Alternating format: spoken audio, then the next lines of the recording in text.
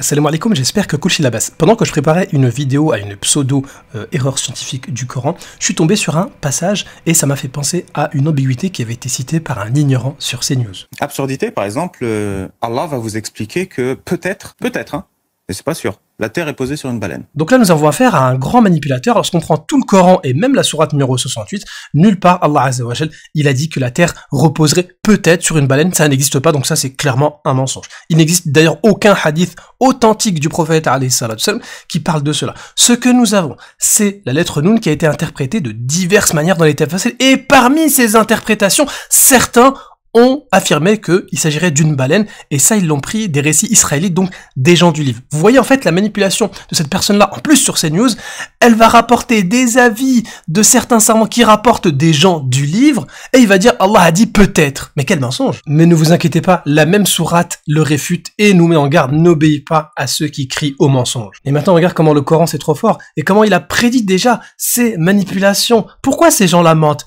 Parce qu'ils aimeraient bien que tu transiges avec eux, afin qu'ils transigent avec toi. Donc autrement dit, ces gens-là, ils manipulent, ils mentent, ils aimeraient que les autres aussi fassent pareil. Et parmi les moyens que ces gens utilisent pour parvenir à leur mensonge, eh bien c'est soit le fait de jurer ou de te promettre, ne t'inquiète pas, j'ai raison à 100%, tu peux vérifier. Eh bien, vérifions ensemble. Il a créé la Terre sur le dos d'une baleine. Drop the title, drop the bass, bam. Voilà, donc Allah il sort une baleine de nulle part. Il crée la Terre sur le dos d'une baleine. Ça c'est un grand savant de l'islam, hein. C'est Ibn Kathir qui parle. Il crée la baleine Noun qu'il mentionne dans le Coran. Noun wal qalami wa ma yasturun. Noun par le crayon et par les anges qui écrivent. Voilà, donc Ibn Kathir assume à 100% que Noun dans le Coran c'est la baleine qui porte la Terre sur son dos.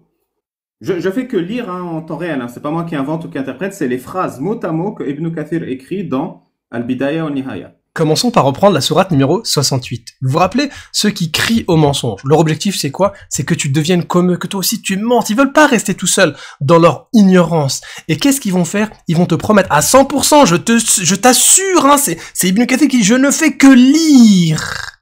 Je ne fais que lire. Grand diffamateur. Prenons Al-Bidaya wa Nihaya d'Ibn Kathir, le même livre cité par l'islamophobe. Tome numéro 1, page 32 à 33. Ici, en bleu, nous avons le récit qui nous parle de la baleine et qui a été lu par l'islamophobe. Et ici, qu'est-ce que vous voyez en rouge? Vous voyez en rouge la partie qui n'a pas été citée par l'islamophobe qui prétend que Ibn Kathir assume à 100% cette histoire-là ici du al-hout, du poisson.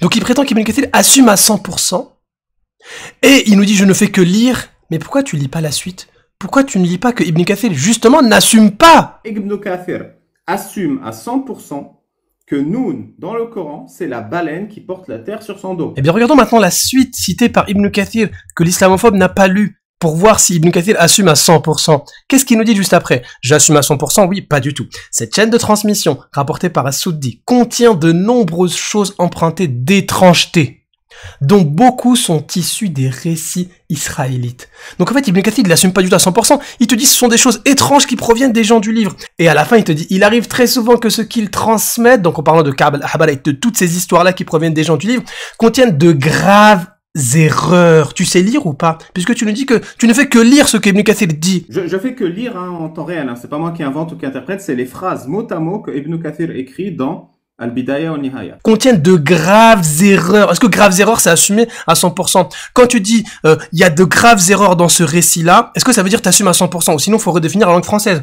Et des inexactitudes nombreuses. Tu sais lire un peu? Je fais que lire, hein. Je fais que lire, hein. Absurdité. Maintenant, je vous laisse écouter l'ignorance d'un ignorant qui va copier de cet ignorant-là, ignorant que c'était faux. Tout à l'heure, je suis tombé sur une vidéo d'un athée, tu sais, qui fait des débats avec les musulmans. Et il a pris le micro comme ça, il lui dit à l'autre musulman, il lui dit, mais tu sais que dans l'islam, on explique que la terre repose sur une baleine. L'islam dit que la terre repose sur une baleine. Et l'autre il dit n'importe quoi. Il lui dit mais si je te donne ça, qu'est-ce que tu vas penser? Tu vas croire toujours? Et l'autre il dit non mais on sait pas la. Il lui donne la source. La source, alors moi je l'ai pas. Hein. Apparemment c'est un tafsir ou quoi que ce soit et tout de quelqu'un qui est très haut dans l'islam. Quelqu'un qui est très haut dans l'islam. Mais justement, ce savant qui est très haut dans l'islam, il te dit que c'est des graves erreurs. Mais comme toi, tu as copié sans vérifier puisque tu n'as pas d'argument contre l'islam, sauf aller chercher chez un athée ignorant qui ment, eh ben ça donne que tu racontes n'importe quoi. Vérifiez!